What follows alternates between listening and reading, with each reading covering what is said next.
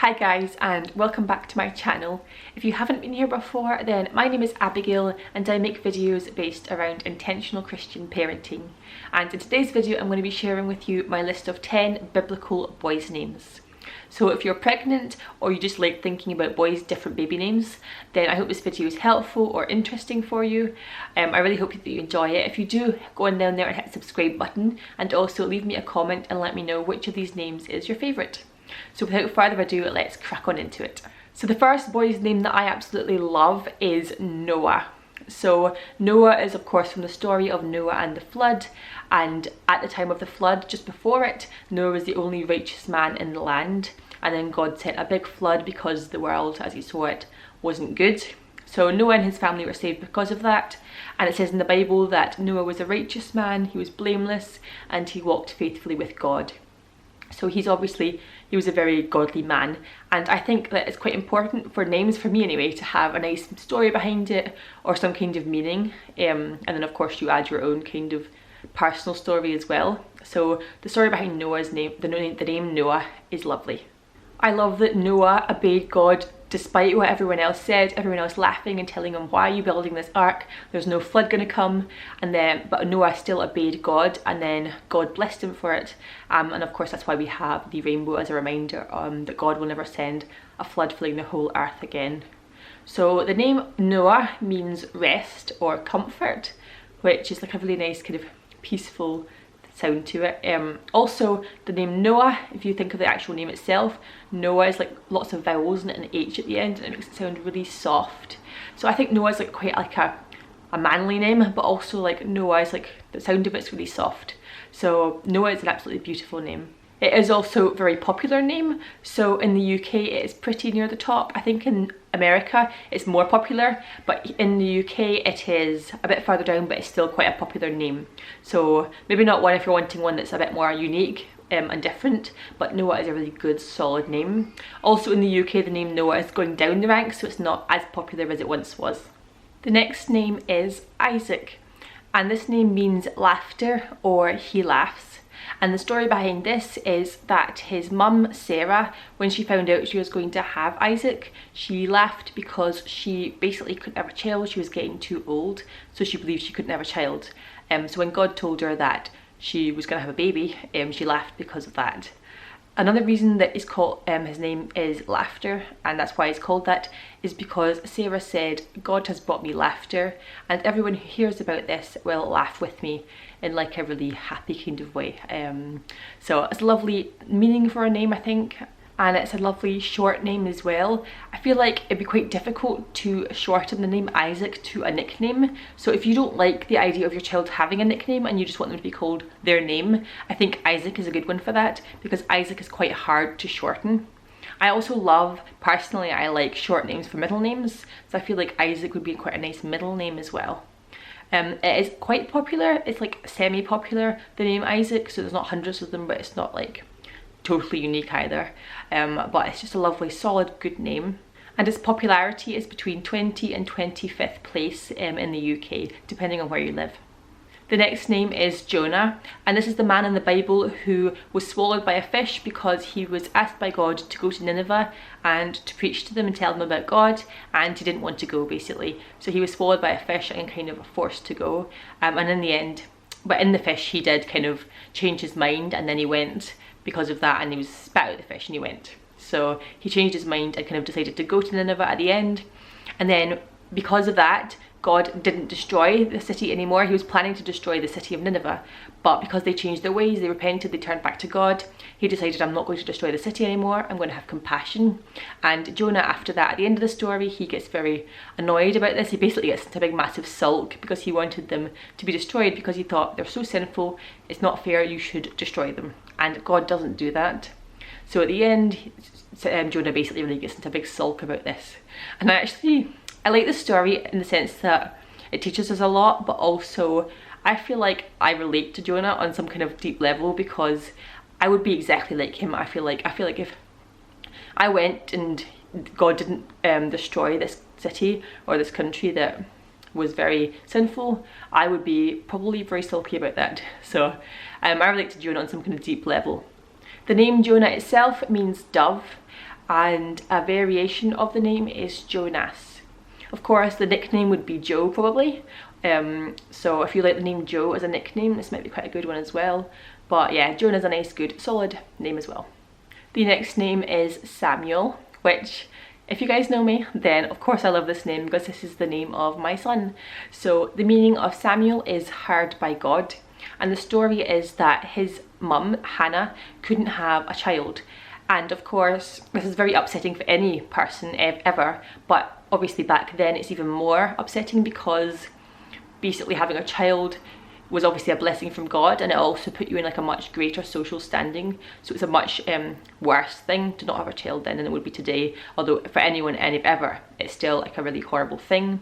So she goes to the temple and she cries and she says and prays to God and says, why can't I have a baby? And then Eli the priest says, go home, and essentially a kind of blessing that her desire to have a child will be granted. And that's what happens. She has a child, and then she says heard by God is the name of the child Samuel, because God has heard her desire for a child. So I really love the story behind it. There's a lovely prayer after that where Hannah goes and like praises God. Also, my personal story for the name of Samuel is that Samuel was meant to be a girl. We were told at the gender scan that he was going to be a girl, and I really wanted a little boy. So I felt like as soon as Samuel came out, I was like, and it wasn't a girl, I was like, his name has to be Samuel because God has heard me that I wanted a little boy. So that's kind of my personal story behind it, but the biblical story as well is amazing. I also think this would be a lovely name for a child, for someone who's struggled to get pregnant and has had to wait a bit longer than usual. This is like a lovely way of the meaning behind it is obviously lovely for that situation as well.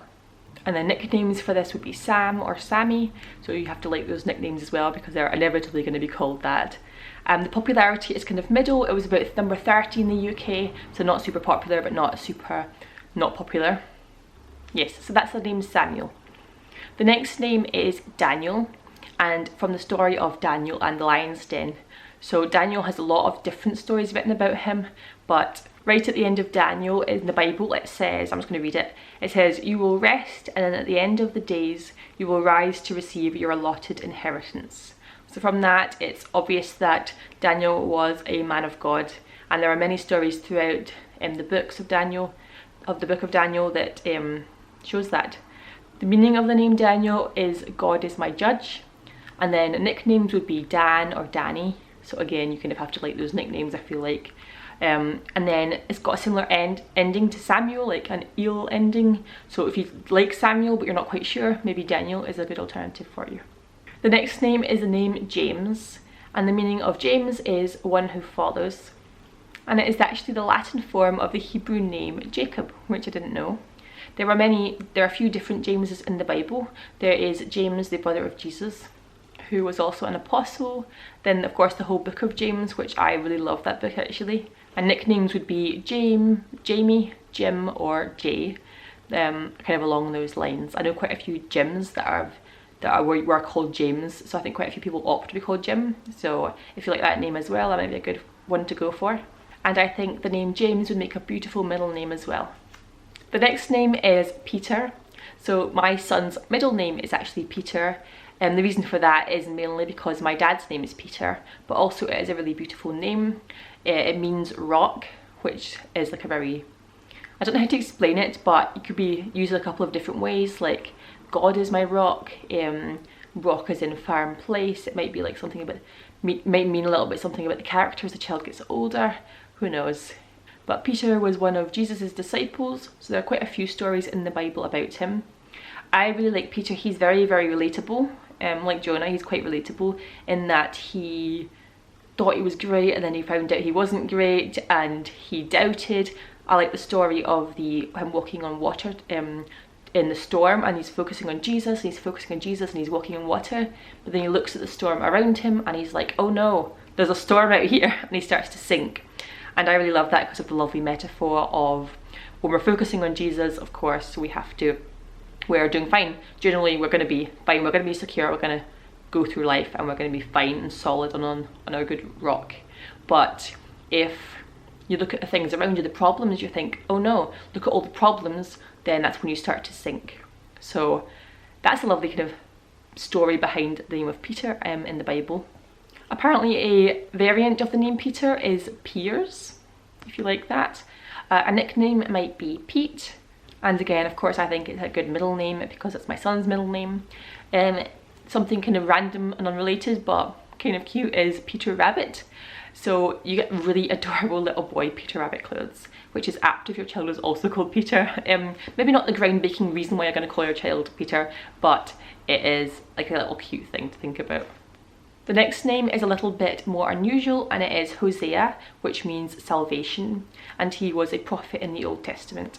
He was very, very obedient to God's call. He used his life with his wife and his children to enact out God's judgment and then reconciliation with his people.